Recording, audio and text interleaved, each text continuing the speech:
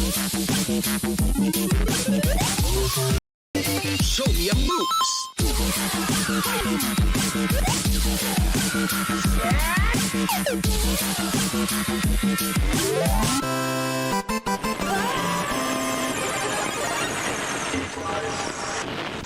And it's a bird, it's a plane. No, it's episode 44 of Geeklife Live, your source for all the nerdy news you need to know. I am your host, The Dodd, the streamer this podcast needs, but not the one it deserves. And joining me today is a man whose headband says, whose beard says peace. Joining me today is a man whose headband says hype, but his beard says peace pipe. Jake the Great, aka Gonzo Gone Live. How are you doing today, Jake? I'm doing well, Don. It's the rhyme. I'm sorry. Hey, look, I shouldn't give you a limerick. No, but it was worth going back to make sure it was done right. Yes, no, it was absolutely yeah. You had to took one step back, got it delivered well, and then that's where it was, and it was good. It was a great intro. Okay, we pride ourselves on the quality shitty intros that we do here. And Speaking of which, back again this week, it is the saxiest sax on this side of the Mississippi, the fattest sax. How are we doing tonight, Sax? What's going on? What's going on, Don, man? Doing good, man. Just chilling, not in this hot ass robe. And I can breathe. It's fantastic. The saxiest sax of this side of the Mississippi. I guess just on Sunday nights. You know, you got to keep them covered. Keep all those bases covered. Have you guys been surviving the post-re apocalypse? The post-re apocalypse? Are we entering the post-re apocalypse yet? Or are we still? I'm gonna stay in the post-re apocalypse for right now, okay? Because of all the times that we've thought we could step outside just quite yet, I'm just gonna kind of wait just a little bit this time. Dial it down a little bit. I think we're. I'm gonna say we're still in the post-re apocalypse. How are you guys surviving the post-re apocalypse?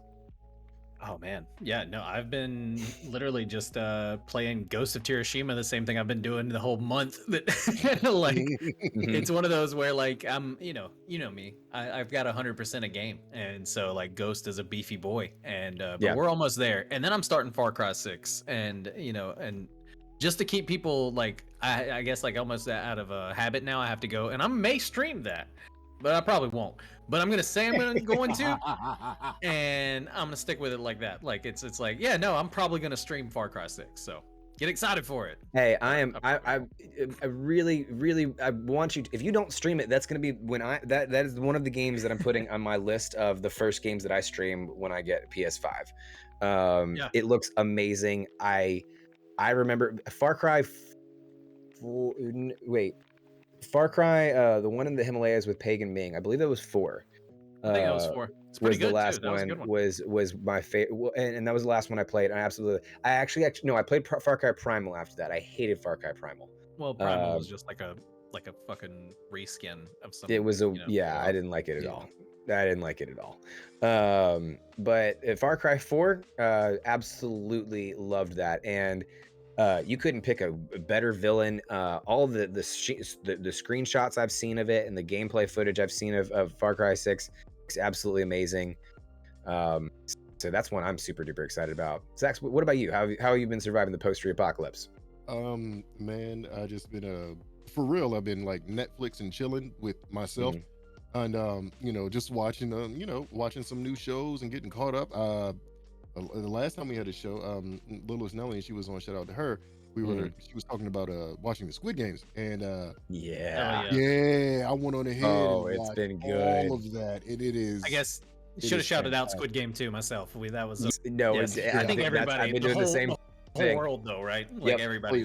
We all did it. I got to the end too. Absolutely fantastic series. I thought y'all love it? Yes, completely. I loved it. I loved it. I think that there is the kind of thing that when you think about it too hard, that there are a lot of similar stories to it.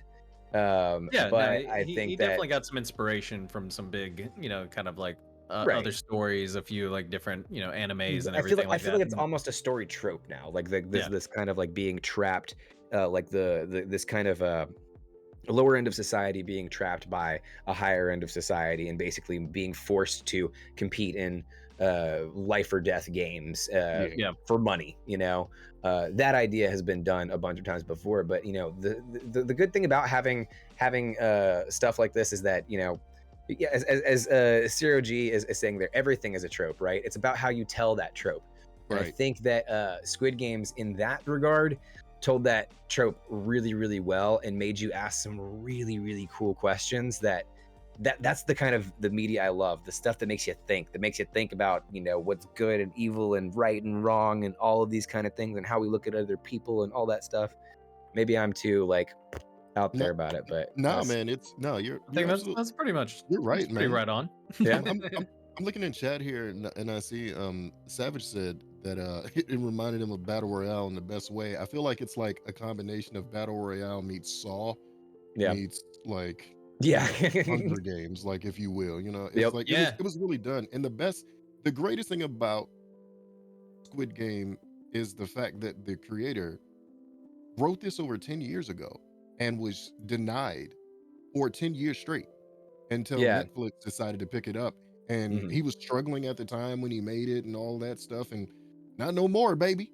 Okay, you know, he's doing okay now. I've heard this story before, and I've read an interesting article about this, and I kind of feel the same way, which is that those stories, I don't know if they're really comforting as much anymore. They're kind of terrifying in a way, right? Because it seems like, you know, we're all here talking about how great of an idea Squid Games is and how fantastic it was that it was there, but how inaccessible it was for it to get produced or to get out there, and for people that have great ideas to get that stuff up to the top. I mean, he really did have to struggle. He really did have to, you know, make all these different kinds of sacrifices. And honestly, you know, I personally wish that the industry wasn't that inaccessible to great artists. In some ways. So I don't mean to like bring it down, but that is a kind of like you know, there is two sides of that coin kind of thing in my opinion, you know. I get you 100%, and right where you are, I can look at it on the other side of things, where it's like because he wrote it in, I believe it was 2008. So you figure, had it got pushed then, or 2009, maybe earliest 2010, it wouldn't have been what it is today. So, and it's actually a great story of like perseverance. It's like, even though for 10 years people said, no, it's trash, we're not doing it, like he believed in what it is that he made, and when he got said no to for 10 years and then got said yes to by Netflix. So it's like, it's right. It's at the end of the day, if you are the right amount of stupid and stubborn, and you push your way through, you can make it there. The American dream. The American dream, I guess, in Korea. Right. The American dream. It can now be found in Korea. Yeah, just go over there. There it is. Believe it or not, it's not that exclusive. Anyways, if you're new to the show, we are a 2-hour-ish mashup of all the pop culture news you know and love. We talk about your favorite shows, movies, video games, and if you like what you see here on the show tonight, be sure to like, comment, subscribe to all of our social medias. There's a link tree in our bio for even more content. You can follow any of us on our personal socials. Jake, where can they find you? You can find me at Gonzo Gone Live on both the Twitch and the Twitterverse. And Saxy, where can they find you? They can find me on Twitch at _fattest_Sax and Javen Shepherd everywhere else. And you can find me on Twitter and TikTok and Twitch at Rusebane, WRUSE_BANE. We have got a great show planned for you guys today. We've got so many fun surprises. We've got the fucking Kaiju King. Yes. Kaiju Kings. Yes, Jake, hit us with that rundown. Well, don't go breaking my run. I couldn't if I downed. It's time for the rundown. This week, we've got all the nerdy news that you need to know, like how GTA 6 is never going to be a thing, and Boomerbook going dark caused your mom to really freak out this week, man. Then we're sliding over to the water cooler, where this week we're talking about what if, the good, the bad, and maybe even the Ultron. And then we've got an amazing interview with the Kaiju King himself, Matt Frank, which I know everyone's super excited about. And it goes straight into a brilliantly, I guess, planned out the top 10 kaijus of all time. So that's enough about the appetizers, though. Let's get into that main course. Sax, what is the first headline of the night? Oh, well. Roll that intro.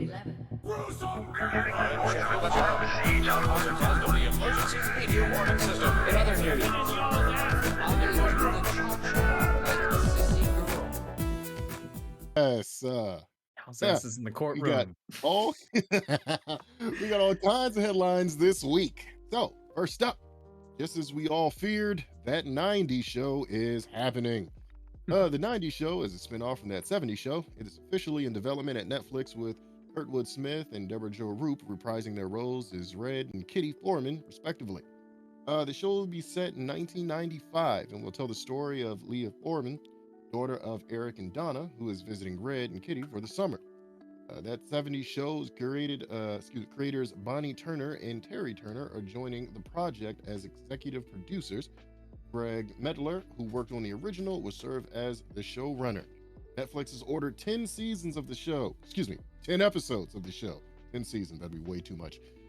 Even though all fans really wanted was for them to give us back every season of that 70s show. That 90s show. Let's relive the 90s again through someone else's lens. That sounds fantastic. Next up, we got Grand Theft Auto, the trilogy officially announced. After many, many leaks, Rockstar Games has officially announced the Grand Theft Auto, the trilogy, the definitive edition. There's a lot of "thes" there. Comprising the Grand Theft Auto 3, Vice City, and San Andreas. The updated game will be released for PS5, PS4, Xbox Series X and S, Xbox One, Nintendo Switch, and PC via Rockstar Games Launcher later this year. Mobile ports will follow next year. All three games will feature across-the-board upgrades, including graphical improvements and modern gameplay enhancements for all three titles, while still maintaining the classic look and feel of the originals. More details will follow in the coming weeks. Rockstar has not yet confirmed if the games will be released as a single package, as individual titles, or both. The existing versions of all three games will be removed from the digital storefronts next week. Rockstar also announces that the games will come to iOS and Android for the first half of 2022. I'm glad I already have my copy of San Andreas before they take things away and I have to repay for it again. Moving on. Number 3 on our list is who's been spinning off everything. Marvel's WandaVision's spin-off with Catherine Hahn's Agatha Harkness in the works. Marvel's WandaVision Disney Plus series is getting a spin-off show centered around Catherine Hahn's witch character, Agatha Harkness. According to reports, Hahn will return to play Agatha in what is being described as a dark comedy. The exact storyline and setting details have not been revealed yet, but WandaVision writer Jack Schaefer will both write and executive produce the Agatha Harkness series.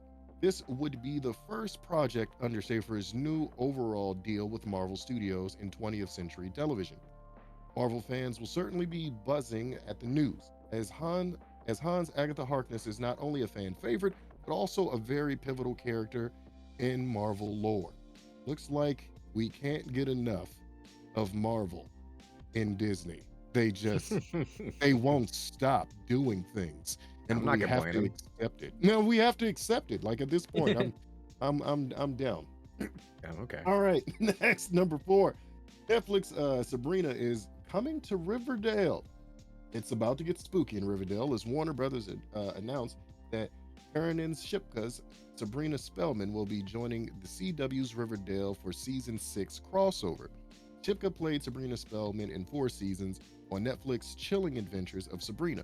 The series was originally developed for the CW and would have shared a network with Riverdale, but the two series reboots wound up on different networks in the end. Still, that didn't stop Riverdale creator and Chilling Adventures of Sabrina comic author Roberto Aguirre Sasca from teasing the potential crossover, and eventually Aguirre Sasca announced the Riverdale and Sabrina crossover would happen in the comics, but it seems the CW wanted this crossover on television as well. No word exactly on how Shipka Sabrina will find her way to Riverdale, especially since she died at the end of her Netflix show, seemingly. But Riverdale continues to dabble in the dark arts. Don't I know it? Sabrina's the new perfect resident. Sabrina, Riverdale. Let's get this thing popping. Let's get this shit. Anyway, lastly, Facebook is back online after a massive outage that also took down Instagram, WhatsApp, Messenger, and Oculus. Just as Facebook's Antigone Davis was live on CNBC defending the company over the whistleblower's accusations and his handling of research data suggested Instagram is harmful to teens. Its entire network of services suddenly went offline. The outage started before noon Eastern Time and took nearly 6 hours before it was resolved. This was the worst outage for Facebook since 2019 incident took its site offline for more than 24 hours.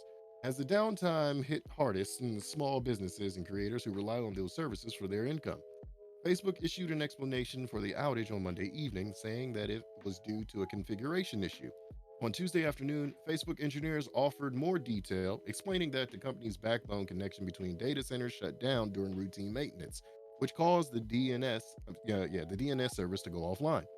These two factors combined in making the problem more difficult to fix, and they help explain why services were offline for so long. Uh, what posts was your feed stuck at for the hours the other day, Dodd? I didn't have any that were stuck at all. Like I wasn't even on Facebook before. I've had a lot of problems with Facebook. Facebook doesn't like when I particularly have gotten aggressive towards certain individuals online, and so I don't visit Facebook very often as much anymore, except for when I'm going to check on Geek Life stuff. And to be honest, like lately, just because of where the activity's been going for Geek Life, it's really been a lot more on Twitter and some of the other places, and not Facebook. And so it took me a long time to realize that it was actually down. And then like eventually, like I went to try to do something on my phone, and then I went to my computer, and then it was not there. So I wasn't stuck on any posts or anything else like that, but it was definitely it was definitely an interesting day. It was definitely an interesting day to see something something so massive getting taken down and taken to its knees, and what all it did and how everybody reacted to it.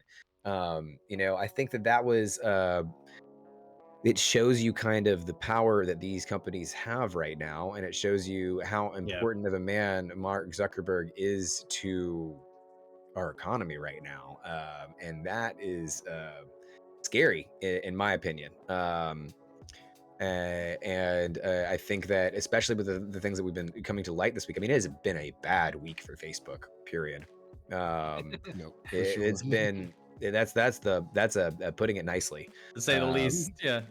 Right. And I think that they're going to be facing more consequences for it in the future, and I think that they should. I mean, like, they've gotten away with a lot, at the end of the day, I think the biggest takeaway we learned this week is that they knew how fucked up their platform was, and they let it happen because it made them money. And right, exactly. At that point, sharpen the guillotines. Like, fuck, like, what the hell is this shit? That doesn't make any sense. Especially when you know what the fuck it's doing to kids. I mean, you don't, like, I don't know. I do personally have issue with anybody willingly knowing that something encourages suicide in young teens and not doing anything about it because it makes them more money. Like, fuck you, from the bottom of my heart, fuck you. So that's kind of my feelings on the Facebook situation. I feel that 100%. Fuck Facebook. Yeah. So brave, so controversial. I know, right? As our resident, speaking of brave and controversial, though, as our resident Sabrina fan, how do you feel about this move to Riverdale, Jake? I mean, it's interesting, and that's why I kind of laughed whenever Sax, talked about her dying. Like, I don't know if they're gonna go back in time or something, because like she definitely dies. They wrapped up Sabrina like chillingly quick at Netflix, and it was just one of those where like it was a great show, and I wish they would have took that last season and made it at least maybe 2 other seasons because everything went so quickly. But it is wrapped up, so it's interesting to see this crossover happen. But it's still gonna be I think it's still gonna be a fun show to watch, and it is one of those that I think fans still wanted more, so they're just giving people what they wanted, which is more Sabrina Spellman. But now they're trying to get everybody to switch over to Riverdale, and there was a lot of like crossover within the shows anyway, so it makes sense. Right. But I think they probably should have tried to do it a little sooner, like before Sabrina died. I think that would have made the most sense. Yeah, no, I think that does make sense.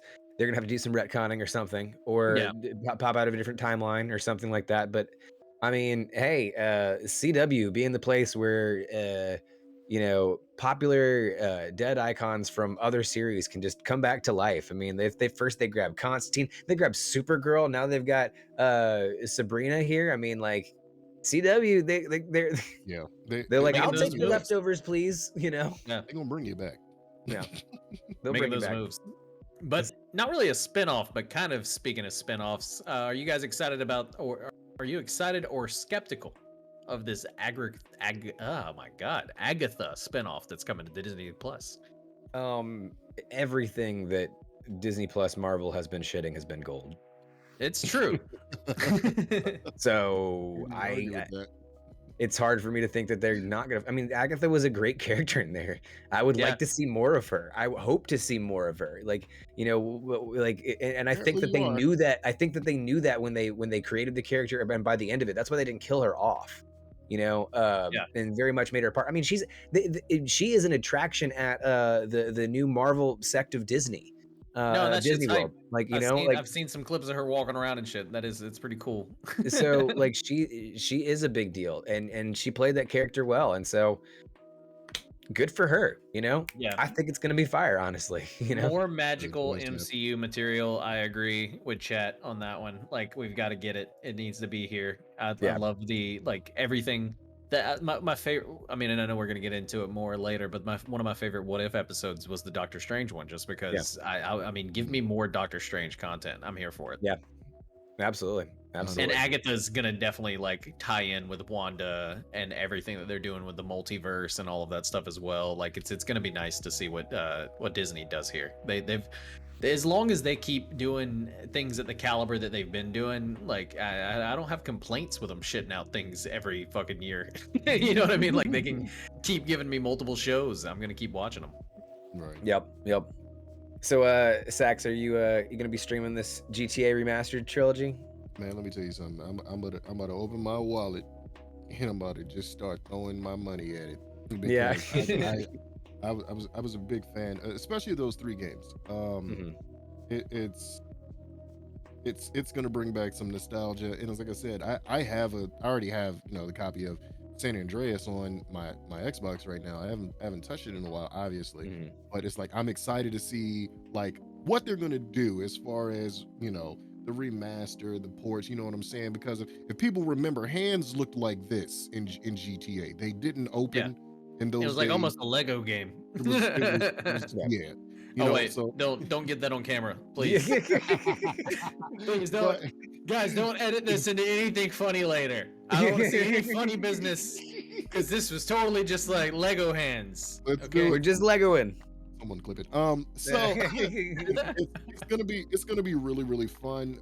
But I have to ask the question: where the hell is GTA 6? It's like it's never gonna happen. No, well, they literally Rockstar was like, y'all, I've got an idea.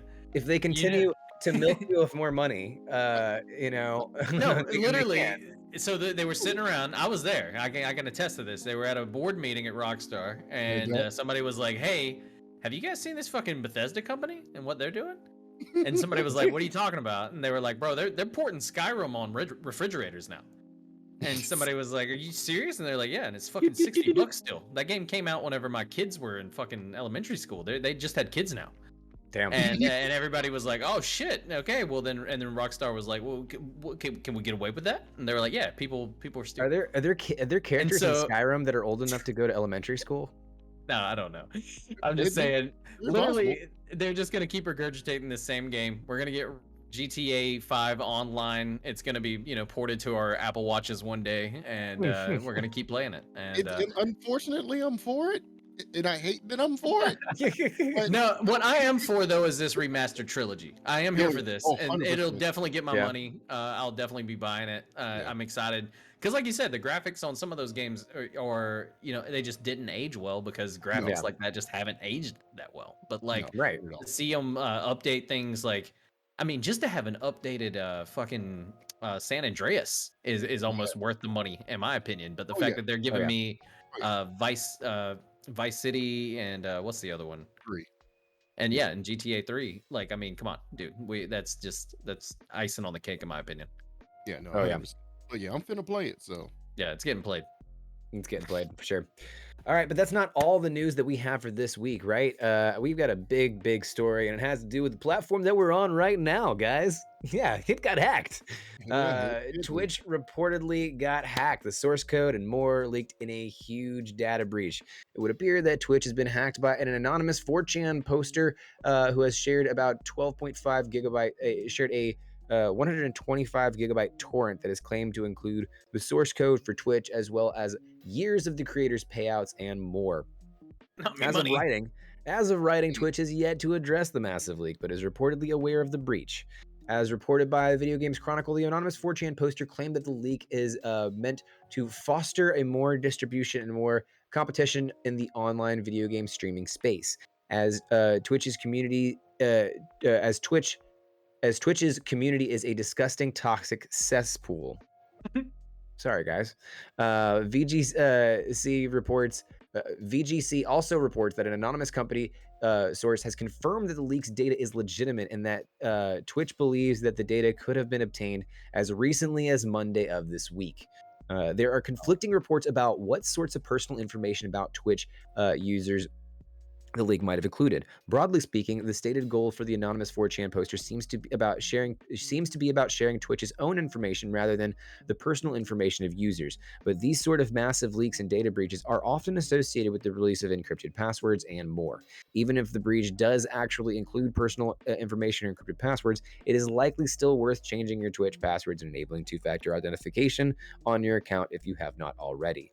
The leak reportedly includes the leak reportedly includes the following information: the full entirety of Twitch TV's with comment history going back to its early beginnings, the source code for mobile, desktop, and console Twitch clients, years of details about the creator payouts on Twitch going back to 2019, an unreleased competitor for Steam from Amazon Games, the studio codenamed Vapor, and internal security tools for Twitch, and code related to proprietary SDKs and services used by Twitch. Wow. Guys, is this a big deal? Yeah. Well, Yeah, I would say so. I mean, Jake? I'm not gonna say it's kaiju big, but it's pretty big. I mean, Yeah. especially some of the stuff like the proprietary SDKs. That's a pretty big one. I think. The creator payouts really isn't that big, but it is kind of like people's personal information. That's kind of 100%. that's like the income and sole income for some of those people in the reports, right? And so it's just like that's just not cool. That's kind of like out there and about. But the unreleased competitor, Vapor. Wow, what a creative name. Jeff Bezos, tip of my hat and tip of my penis-shaped rocket to you, sir. You continue to come out with some bangers. And I just think like a Steam-style thing called Vapor would be fucking awesome. And I mean, it's crazy because Steam's actually not Steam, but Amazon's actually gaining some steam in gaming, right? With New World. New World's really blowing up all over the internet right now. And so Amazon is already looking at it like as a huge success. And so I would not be surprised if we don't see Vapor in 5 years. I'm gonna come right behind them with my product called Fog. Okay. Yeah, nice. Take them all out. No, I mean, I think that's so good. Steam, oh yeah, let's call it Vapor. And everybody was like, Jeff Bezos did it again. If they get confused with selling them vape pens, it's fine. We'll also sell them vape pens. We're Amazon. We sell everything. 200 billion. Let's get it. What is worse, do you guys think? Is it all of this data leaking or Facebook going down for almost half a day? Okay, 1,000% the former.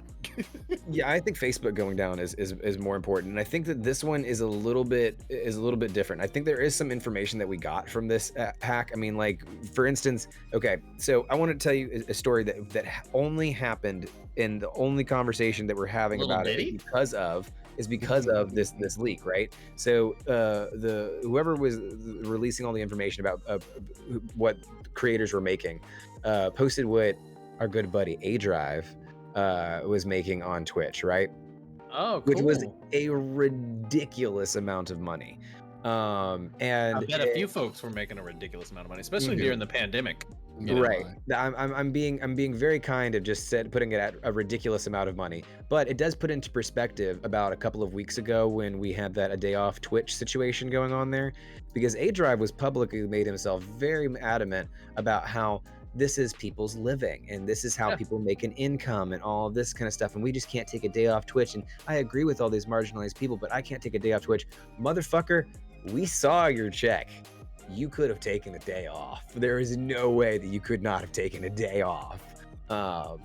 And so, like, you know, there's a little bit of that you see, you know, getting called out, and it's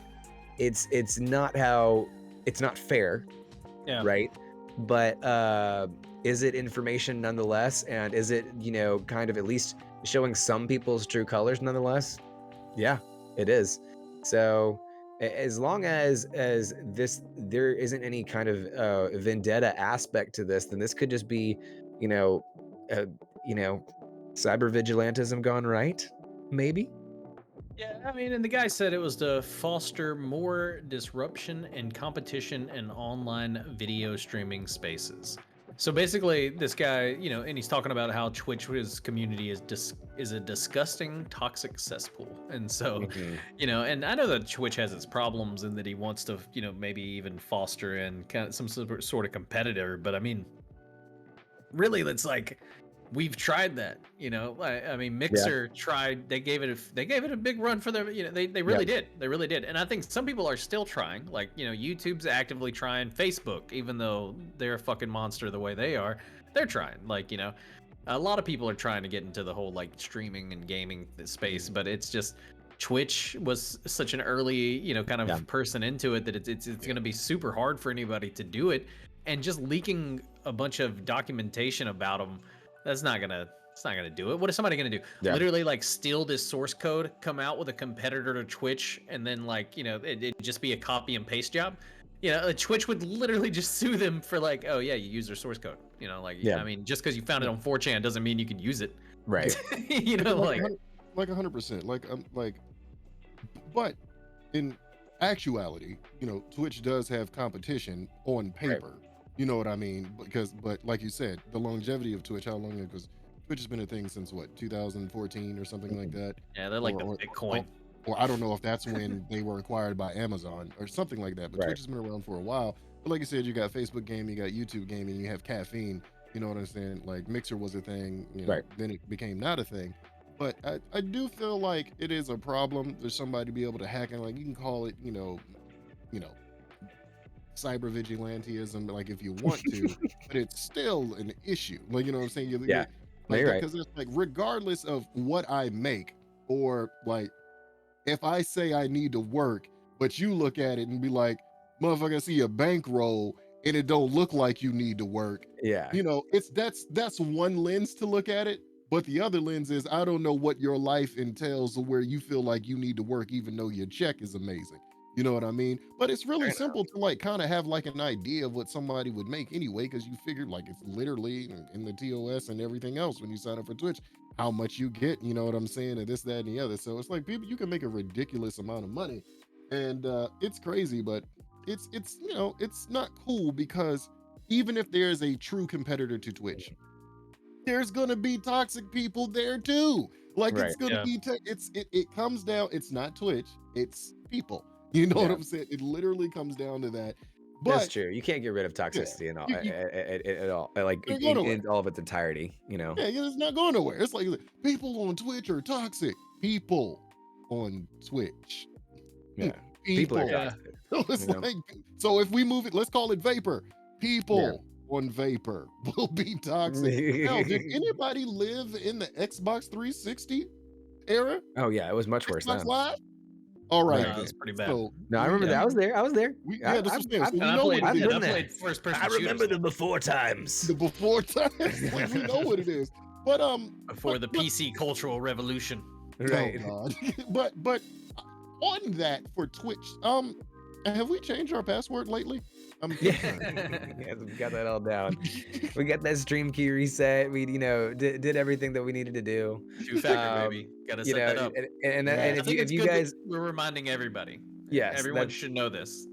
Everyone should go back through and do it. And Sax, to one of your other points is that it could be cyber vigilantism, but like as much of the comic book shit that we indulge ourselves into, we need to remind ourselves that vigilantism is actually still a bad thing. Like the fucking the idiots that stormed the Capitol were vigilantes. They thought that they were trying to do something that was right, Yeah, right? they thought they were doing something cool. Yeah. Right. And so like at the end of the day, like cyber vigilant, like if it's a good thing or a bad thing is yet to be determined, but it's still vigilantism nonetheless. And that is something that at the end of the day is fucking dangerous. 100%. Like I'm all for DedSec and Watchdogs. Yeah. You know what I'm saying? Right. You know what I'm saying? So. Right. No, I feel you. Well, that's enough work for now. Let's head over to the water cooler, guys. Doodle, do the dandy. Boogie, boogie.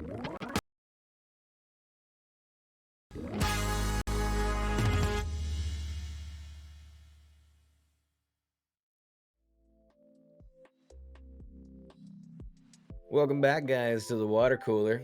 And today we're talking about What If Season 1 because it just wrapped up this week, and wow.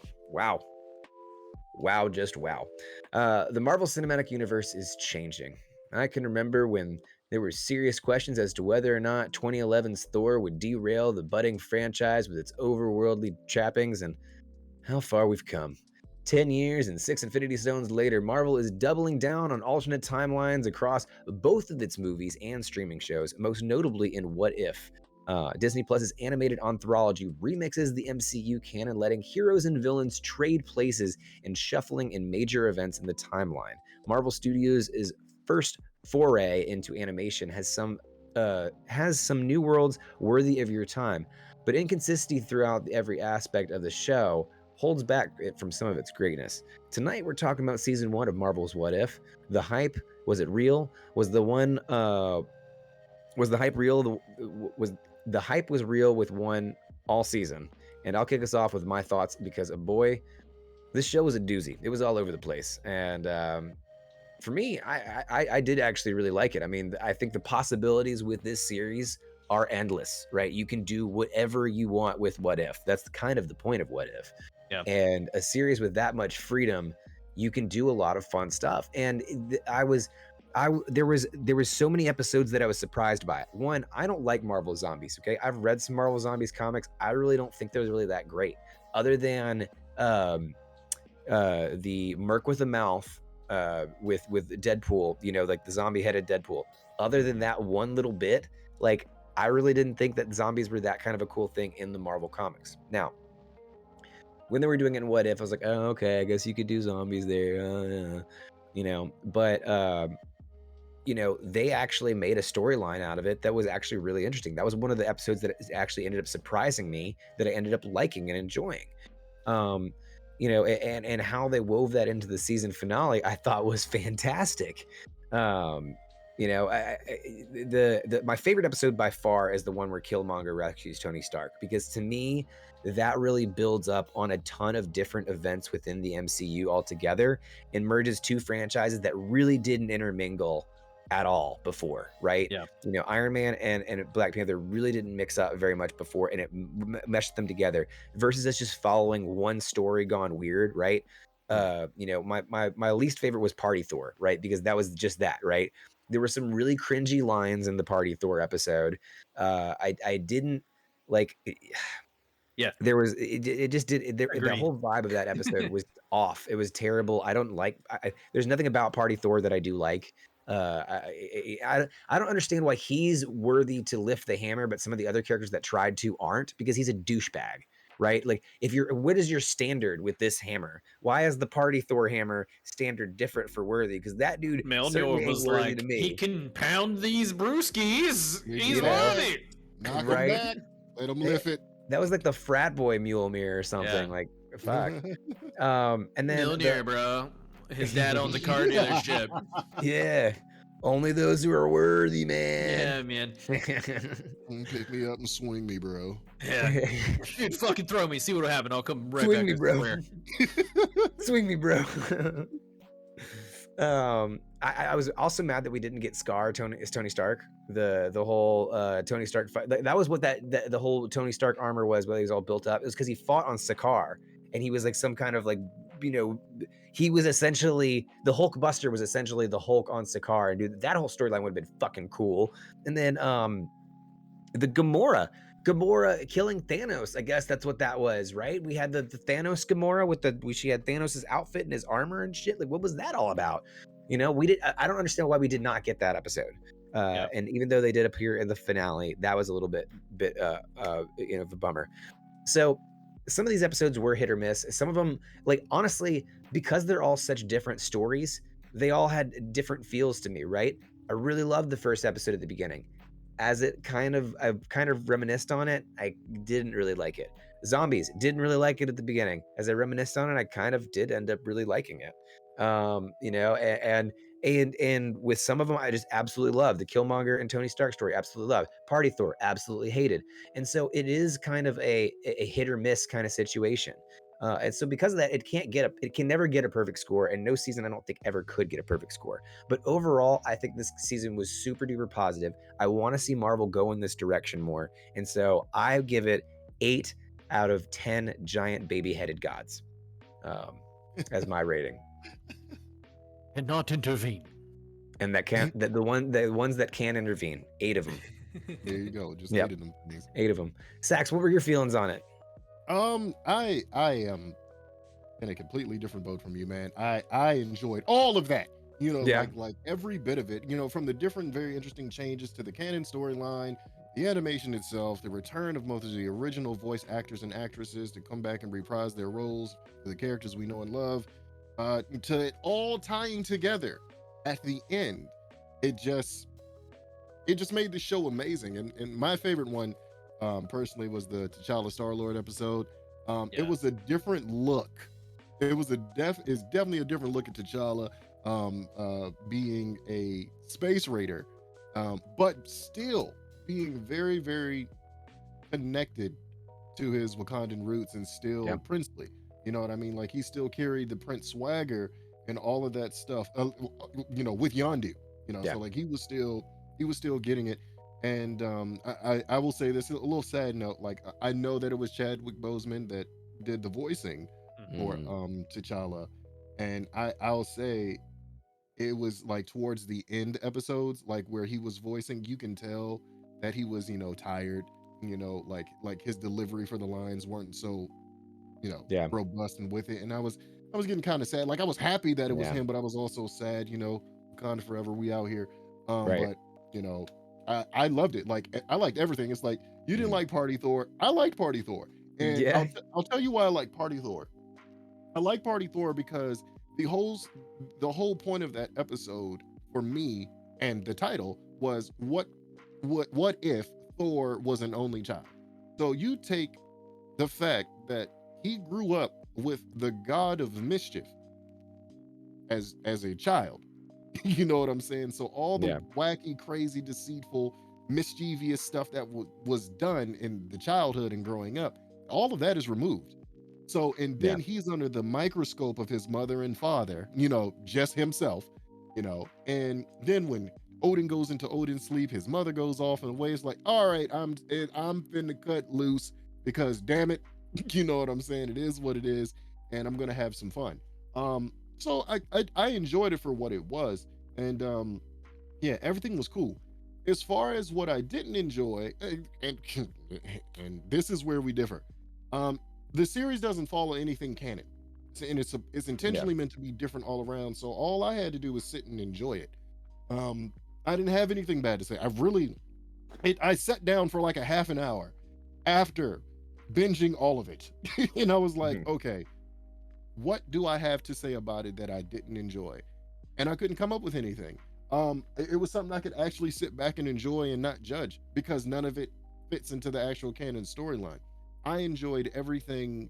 It's one of my favorite things I've watched on Disney Plus.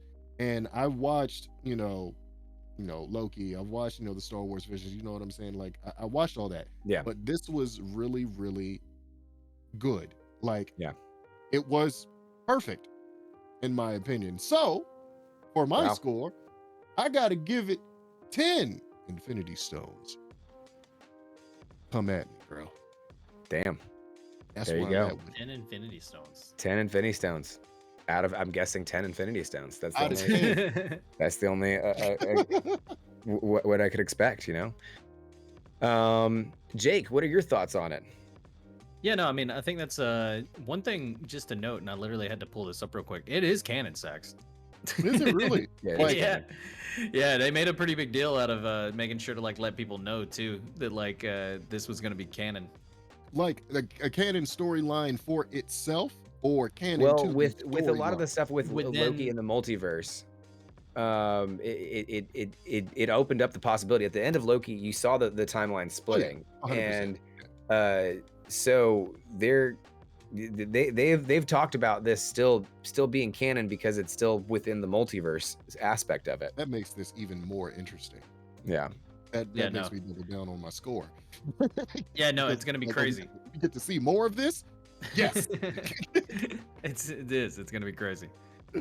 So, as far as like for mine, I'm gonna have to say that some of the episodes I thought were really interesting. And I think they really added a lot to the overall lore. As far as like what we're gonna get into the future of the MCU, right? That season's finale really got me fucking pumped. I think I wanted more immediately. I was actually upset. I was physically like when it ended. I remember being like visibly mad at my TV, and so like because I was just like, no, you can't end it right there. I need more. It was an absolute banger way to end and to bring in the multiverse and to get people primed for the upcoming multiverse of trippy shit that's gonna be going on. Yeah, Oh wait, sorry, are we still going? I hope so. Yeah, we are. Looks like we are. We're good. Cool. But then I gotta say that some of the episodes were boring. And with such an opportunity to do basically anything, that's kind of like a cardinal sin, in my opinion. I was confused on some of the choices. Like I've got to say it. Like I gotta agree with you on everything about Party Thor. Like, and I think Yeah. chat was popping off about that one as well. Like I really like. I thought it was kind of lame and it felt like filler. And whenever you can do anything you want, because the name of the show is literally "What If," like we can do whatever. You still have Party Thor, and it's just like whatever, lame. Felt like filler. I don't know what that. I think obviously it may have purpose. It may set up something in the next season because the next season seems to be like something that they're really hamming up towards the end there. But I think I got to give it 7.5 Ultrons. Yeah. If we're going, or baby heads that cannot interfere. Yes. Or that can interfere. Whatever one they decide that day, I suppose. Exactly. But yeah, 7.5, almost 8. It would be an 8 for me. Animation, like Nelly said, it also took a little bit for me to get used to on the animation side of things. But once I settled in, I really enjoyed it. I thought a lot of episodes were really good. Some episodes weren't as good. Zombies was okay. I think a lot of them ended too soon, and then they didn't really circle it all together good enough for me. Like I wanted more, and I guess that it may be what they were going for. And I think it should be. But anyway, overall, pretty good show. Definitely worth it. And I think watching it straight through now that it's all done, though, I think that's really gonna be good for some folks who may not have had a chance to watch it just yet. Right. Yeah. But yeah, I think that will actually bring us to our break. And that'll wrap it up for the first half of the show, but don't go anywhere. When we come back, we've got an amazing treat lined up for you guys, an interview with the Kaiju King himself, Matt Frank. And we're continuing to wrap things up with our top 10, the top 10 greatest Kaijus of all time. We're having a little bit of lag here on the back end, but I think we're going to get that sorted out here in just a second. But a quick shout out to our sponsors, Swift Lifestyles. Use code GetGeeked for 15% off your purchase at swiftlifestyles.com of energy drinks, hydration powders, all this good stuff. There's tons of stuff there that you guys should definitely check out. Swag, all kinds of good stuff. You can get, again, 15% off your purchase by using code GetGeeked. Hopefully somebody will drop that in chat. Get geeked. Just do And it. yeah, so definitely stick around. We've got more coming to you, actually, guys, in 5. Thank you, Machu Papusa. You followed us a couple of days ago, and WD Michael. I think you guys were following us sometime around Silph Coast Sports. Appreciate that. Appreciate everybody hanging out with us here. Zero G, Geek Life, of course, and Savage Patch, Little as Nelly. Thank you guys again for chilling with us, and we Hanging will be out. back. Indeed. We might have to cut to a cut and reset here to see if we can get a little better internet connection, but we will be right back. So we'll see you guys in a bit. Peace.